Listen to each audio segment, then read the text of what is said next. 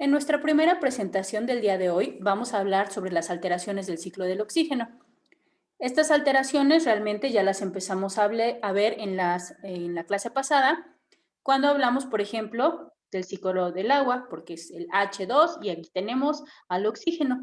Y sobre todo, pues está muy vinculado con el ciclo del carbono, porque gran parte de lo que hablamos en el ciclo del carbono está vinculado con este gas que se desprende hacia la atmósfera, que es el dióxido de carbono, el CO2, y pues bueno, ahí aparece en el oxígeno.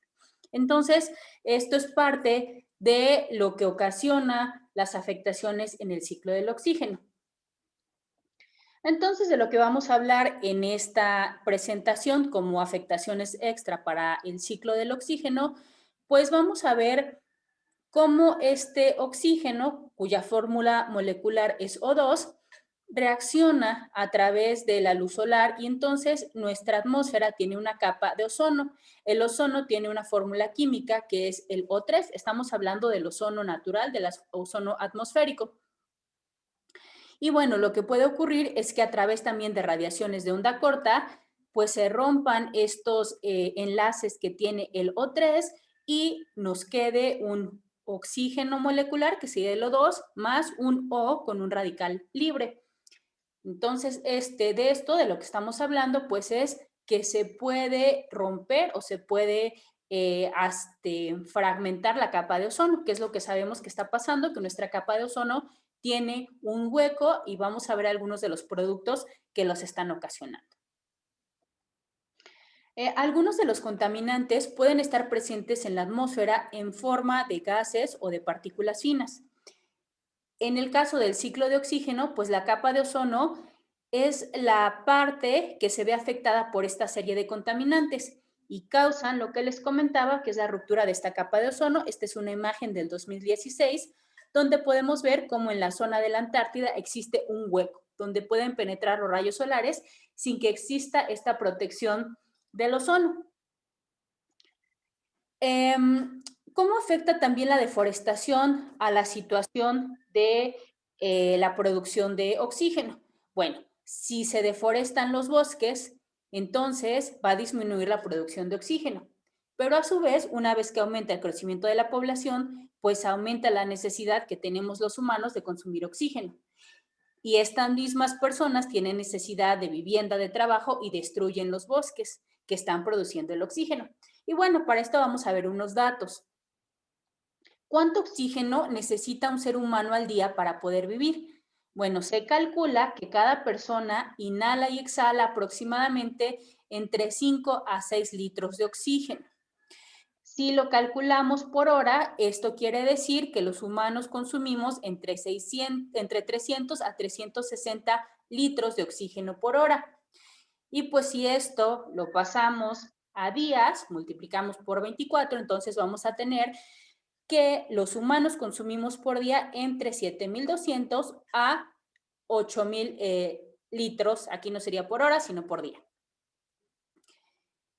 Y pues, ¿cuánto oxígeno produce un árbol? Se calcula que la cifra de producción de un árbol es de 320 a 360 litros diarios de oxígeno. Si dividimos entonces la cantidad de oxígeno que necesitamos entre la cantidad de oxígeno que producen los árboles, nos damos cuenta que una persona estaría consumiendo la producción de 22 árboles al día, la producción de oxígeno de 22 árboles al día. Ahora bien, de los datos que se tienen, en una década, o sea, en 10 años, se pueden destruir aproximadamente unos 200 millones de hectáreas de árboles. Y de acuerdo a los datos que se tienen disponibles más recientes, publicados por científicos de 14 países en la revista Nature, pues tenemos un planeta con una media en la actualidad de 422 árboles por humano. Entonces, pues bueno, hasta el momento estamos bien de oxígeno. Sin embargo, ya estamos entrando en un déficit porque por cada año se destruyen unos 15,000 árboles y se plantan únicamente 10,000. Si a esto le agregamos el cálculo que se tiene del crecimiento poblacional, pues vamos a tener un déficit de oxígeno para el 2100.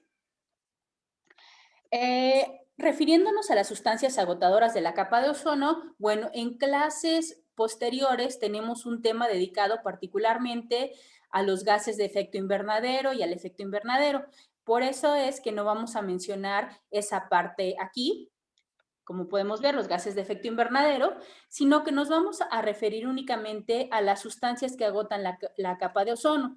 Dentro de estas caben destacar los clorofluorocarbonos, que sirven para los aires acondicionados y para la refrigeración. Los hidroclorofluorocarbonos, que es el mismo compuesto, son carbonos fluorados, pero estos con agua. El bromuro de metilo, que es en el que vamos a andar un poquito más. Los óxidos de nitrógeno de los fertilizantes los vamos a tratar en el siguiente tema, en las modificaciones del ciclo del nitrógeno. Halones, metilcloroformo. Y bueno, hablando del bromuro de metilo. El bromuro de metilo es un compuesto orgánico, halogenado, es incoloro y se utiliza como insecticida, como nematicida, tiene efectos fungicidas, acaricidas, rodenticidas y herbicidas. Entonces, pues es un producto químico cuyo olor es muy bajo y entonces cuando una persona puede llegar a detectarlo, pues es altamente tóxico. Esto es muy grave porque si tenemos este gas a una temperatura ambiente, pues se podrá inhalar. Resulta que causa daños al sistema nervioso central y también puede causar intoxicaciones crónicas o agudas. Se absorbe muy fácilmente por la piel y también se sabe que tiene efectos potencialmente cancerígenos. Pero pues este no solamente se obtiene de una vía industrial, sino que también se obtiene de forma natural. Por ejemplo, aquí les pongo estos dos esquemas. Yo creo que en algún momento hemos visto estas plantitas. Son del género Brassica y ellos de manera natural están produciendo el bromuro de metilo. Sin embargo, pues también el bromuro de metilo se puede sintetizar químicamente y tiene una amplia aplicación como insecticida dentro, por ejemplo, del cultivo de las fresas. ¿Qué es lo que se está haciendo con esto? Bueno, el protocolo de Montreal, que funciona desde 1987, es el órgano encargado para proteger la capa de ozono. Y entonces, dentro de sus objetivos, buscaba reducir gradualmente el uso de bromuro de metilo hasta su eliminación que se tenía planeada para el 2015, o sea, hace 5 años, en todos los países que forman parte de este protocolo. Y bueno, ¿cuáles son los datos que se tiene? En los países del norte se eliminó el uso de bromuro de metilo en el 2005. Sin embargo, para los países que estamos en la parte sur, dentro de eso se incluye México, nos habían dado un plazo hasta el 1 de enero de 2015. Según un informe de eliminación del bromuro de metilo en países en vías de desarrollo, de acuerdo al Programa de Naciones Unidas para el Medio Ambiente, el PNUMA, a finales de 2013, más del 85% de los usos controlados del bromuro de metilo se habían eliminado en los países del sur y se habían reemplazado por algunas formas más amigables con el ambiente. Sin embargo, pues nunca estuvo totalmente prohibido. Además de que el Protocolo de Montreal contempla algunas excepciones que abren la posibilidad de utilizar este producto durante cuarentenas o durante actividades de preembarque hasta el año 2040. La imagen que les presento son algunos de los vegetales en los que se utiliza el bromuro de metilo. Y pues bueno, creo que consumimos muchos de estos, ¿no? Por ejemplo, el tomate, el ajo, y bueno, también vemos aquí algunas plantas. En la zona norte de México los espárragos se cultivan mucho, la nochebuena, que es aquí la flor típica de Tasco. Entonces, en muchos de estos productos se puede utilizar el bromuro de metilo. Además, hubo un caso el año pasado en Ecuador donde empezó a darse la presencia de un hongo que se llama Fusarium, que es de la raza 4, en las plantaciones de plátanos, en las plantaciones bananeras. Y entonces, aunque en Ecuador se dejó de importar el bromuro de metilo en el 2011, para el año pasado que se dio esta invasión de hongos, pues se abrió la posibilidad de controlar la plaga de hongos a través del uso de bromuro de metilo. Y pues bueno, ¿dónde están las empresas proveedoras de bromuro de metilo? Pues se encuentran en donde creen, en México. ¿Dónde más? Pues en Estados Unidos. Aunque Estados Unidos ya no lo usa, sí lo exporta. También se encuentran en Chile, en Colombia y en Costa Rica. Y actualmente continúan con su campaña de promoción sabiendo que es un agrotóxico y no les preocupa que esté registrado en la lista de sustancias que más daño causan a la capa de ozono.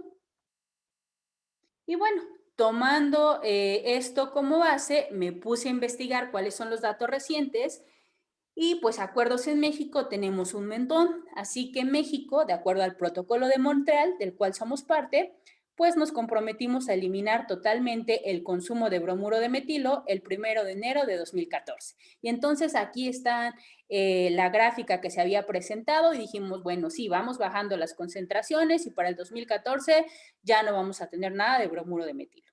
Después me encontré una nota que es del 2015, que ahí está el circulito, donde se menciona que en el norte del país se sigue utilizando el bromuro de metilo, pero incluso la Semarnat le pagó a los productores de algunos cultivos para que dejaran de usarlo.